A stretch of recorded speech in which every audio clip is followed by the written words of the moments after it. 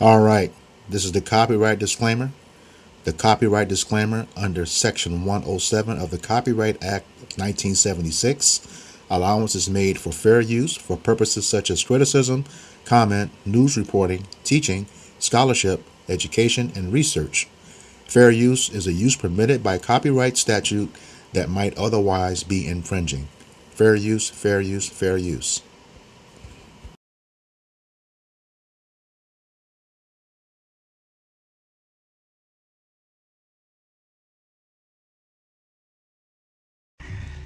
I'm glad you did.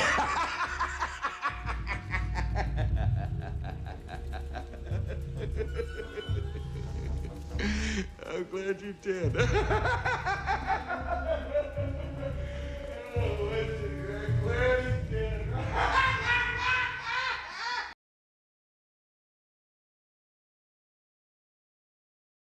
When you look at the last few years since October 7th, many people in this part of the world say what happened in Gaza does not align with Christian values. Killing children, killing mothers, Well, to be honest killing with families. you, You are not militants. Yeah, I don't buy that at all. Why? Because what did we do in World War II? Did we think 1 minute about starving the Germans? Did we bomb every city into smithereens? So this You is a compare war. No, October 7th to World War II. Yes, I am. This is an absolute existential threat to the Jewish people.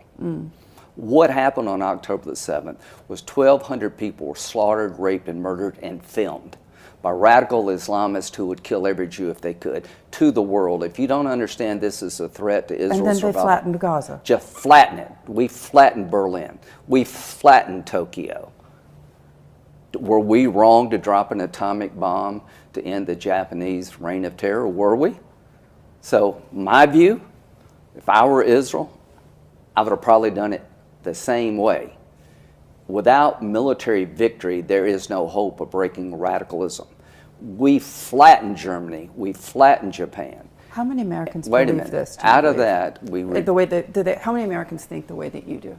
I think most Republicans think the way I do.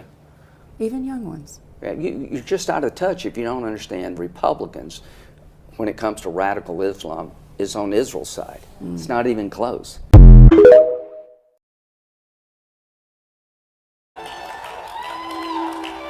So I just want to say I feel good about the Republican Party. I feel good about where we're going as a nation.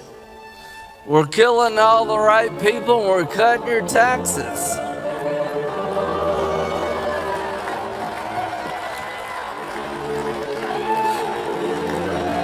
Trump is my favorite president. We've run out of bombs. We didn't run out of bombs in World War II.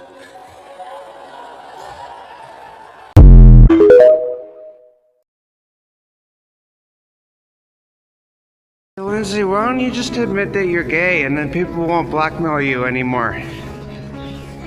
I feel good about the Republican Party. We're killing all the right people and we're cutting your taxes. And you know how you make America great again? Tell Donald Trump to go to hell. I want to thank the big guy, God.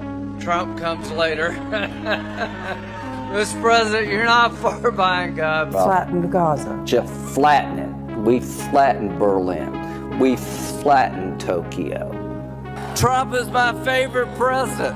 We've run out of bombs. We didn't run out of bombs in World War II.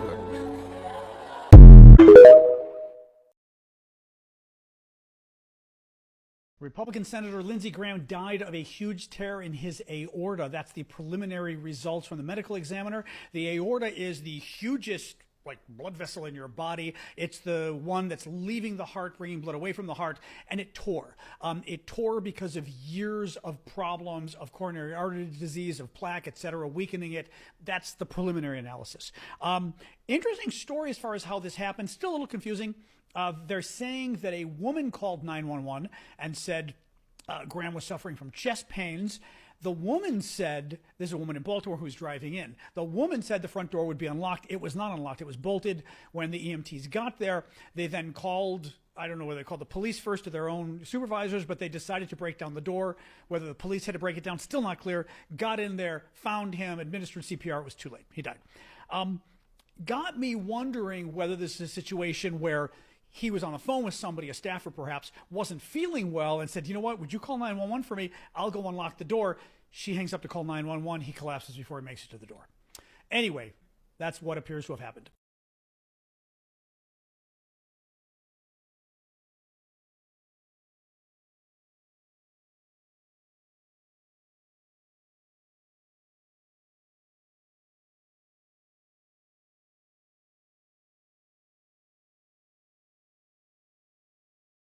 So Lindsey Graham is dead. There was a time when I wouldn't be glad about the passing of anyone.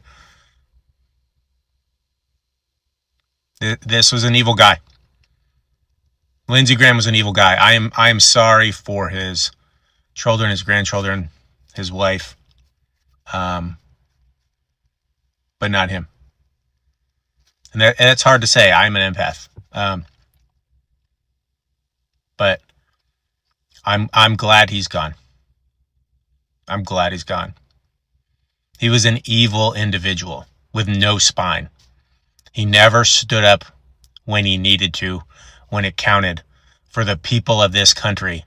And he touted his military background as he gleefully sent our men and women in military service off to die for another country, for Benjamin Netanyahu. While tens of thousands of people were killed in a genocide. And he gleefully supported that. This is an evil individual, and he is one of a bunch that we currently have in the world, not just in this country. And I will not mourn their passing. They move forward in life through feasting off others' suffering. And the world doesn't need people like that. They don't. So I will not mourn his passing. I will not. I will hope that there is a moment of respite for the people that he made suffer. Countless people he made suffer through the policies that he pushed and the actions he took and the statements he made to diminish and harm and hurt others for his own benefit and the benefit of people with fucking money. That's what I hope for, is I hope they get a moment. I hope those people get a moment.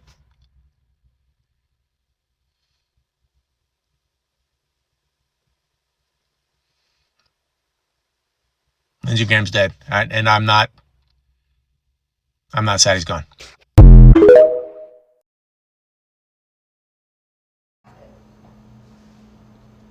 Y'all got me back on here, Beyonce's Good Internet, to talk about all things Lindsey Graham. Now, I know the sudden passing of Lindsey Graham shocked a lot of people, and I done seen the memes, some good and some bad. I'm going to give you my take on Lindsey Graham real quick.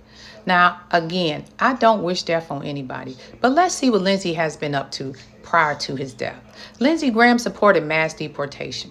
Lindsey Graham supported the dismantling of affirmative action. Lindsey Graham supported the dismantling of DEI programs. He also supported the dismantling of EEO offices and the civil rights offices across the country. He supported the dismantling of the Department of Education. He supported the SAVE Act, which would take voting rights from certain demographics in our country. He also supported DOGE, ran by Elon Musk, who fired over 300,000 civil servants. He supported the ICE raids, which arrested a lot of people and deported a lot of people, some of them U.S. citizens. He supported cuts to SNAP. He supported cuts to daycare and pre-K. He supported cuts to Medicaid and Medicare. He supported not funding the Affordable Care Act, so now your insurance premiums are higher. He supported removing Black history from a lot of public school colleges and curriculums. He supported the demotion of Black military officials, generals, and admirals in the Department of Defense by Pete Hegseth. He also supported Pete Hegseth removing Black names, officers, and female officers off the promotion list. He supported the removal of abortion rights. He supported the war in Iran and told us that it's okay for our children to go over there and die for Iran and Israel. And the last thing that Lindsey Graham was okay with was a temporary protective status being removed for Haitian people, Syrian people, and other groups of people of color. So when you see people on Beyonce's Good Internet somewhat being joyous that this man is no longer here, as wrong as it is to be that way, I understand. I completely understand. Okay? But as that old poet said, I don't wish death on anybody, but I find great pleasure in reading certain people's obituaries. Now, we don't know if Lindsey went north or south, but I can guarantee you when he got to that pearly gate and St. Peter showed up with that book of life, he didn't have no more negotiation chips left. He couldn't call in the Mad King to get the art of the deal going for him. He has to face what he did while he was here. And that's all of us. So I'm not sure if Lindsey made it up there, but just in case he didn't, in the words of that great poet Glorilla, let him cook. Lindsey Graham is dead, and I don't feel bad. I'm sick of people clutching their pearls and acting like you're a bad person for refusing to sanitize the history of awful people simply because they died. This is just like when Charlie Kirk died. I'm not celebrating, but I'm not mourning either. Someone dying doesn't change the fact that they were fucking harmful, and it certainly doesn't make pointing that out somehow off limits. Lindsey Graham was a cruel, racist, bigoted, Trump sycophant, political coward. He's not a guy to hold reverence for. Not only did he contribute to weakening democratic institutions, but he spent years advocating for policies that were harmful to vulnerable people. He was also a shameless war hawk and advocate for violence. The guy said, and I quote, to flatten Gaza. I can't act like I'm sad that he's dead. When Mitch McConnell dies, I won't be sad either. These people are directly responsible for creating the political chaos that we're living through. Guys like Lindsey Graham and Mitch McConnell and Charlie Kirk made the world a worse place. Death does not absolve these people from the awful things that they did when they were alive. Lindsey Graham died last night, 71 years old. And the tributes want me to say he was complicated. He wasn't complicated, he was consistent. People keep saying don't speak ill of the dead, but I'm not going to speak ill of him. I'm going to quote him. And if that sounds the same, take it up with the deceased. A eulogy sums up a whole life, so let some. He was born behind a pool hall, orphaned young, and raised his sister. A genuinely hard beginning, and honestly, he overcame it. I'll give him that. But hold your applause, because that kind of childhood means that ignorance was never available to him as an excuse. He knew what being counted out tasted like. But he spent 30 years running the kitchen anyway. He sat in Strom Thurmond's chair, the 24-hour filibuster against civil rights chair. Yeah, that one. And he made sure to keep it warm for 23 years. You know, original fixtures, guided tours. Now, they'll tell you it's ugly to call a man racist at his own funeral. Well, fine, I won't do it. I'll just let him make the argument. In 2013, immigrants crossing the southern border, he said they came from hellholes. Those were his words. Now, mind you, he said that years before Trump did. In 2019, when a president told 4 congresswomen to go back where they came from, Lindsey went on television and called these women a bunch of communists who, and I quote, hate our country. In 2020, to the black people of his own state, he said, y'all can go anywhere, conservative, not liberal. That was permission with a leash. That's 4 quotes. Different decades, same man. I didn't call him anything, I just ran the tape. And the women, let's not leave out the women. Right. In 2018, a woman sat before his committee and testified about her assault. And Lindsey delivered one of the most passionate performances of his career. Not for her, though. He screamed on behalf of the accused. And days later, the sentence he chose on camera, I'm a single white man from South Carolina and I'm told I should shut up. But I will not shut up. Oh, sassy self. Nobody in the history of this country has ever successfully told a single white man from South Carolina to shut up. Then in 2022, Dobbs falls. And while the other Republicans were at least pretending that it was a state's issue, Lindsey introduced a national abortion ban. Weeks before the midterms. He didn't have to. He volunteered. That man never met a woman's decision he didn't want co-signed by Congress. And the spine, let's eulogize the spine. Briefly, since, it was rarely used. 2016, blocking a Supreme Court seat. He begged the cameras, use my words against me. An election year vacancy should wait for the voters. 2020, election year vacancy. He confirmed her in 38 days, while people were already voting. His words were used against him, and he was fine. Literally, the man had no shame. He called Trump a race-baiting, xenophobic, religious bigot. The finest sentence of his entire career. His one conviction, then spent 8 years apologizing to him over 18 holes, and died 4 weeks after winning a primary on that man's complete and total endorsement. Even the timing was loyal. The last work of his hands is still on his desk. Well, it was as of this morning, anyway. A bill putting fresh paperwork between certain voters and their ballots. Tributes say he never stopped fighting. But he never started. Fighting requires a side, right? And this man spent 50 years as a professional plus one. Embarrassing. John McCain's shadow, Donald Trump's caddy. Never once was he the subject of his own sentence. A weather vane at least tells you about the wind. He just turned and asked if the wind was pleased. That concludes the reading of the life. He wrote every word of it himself. I just chose the order.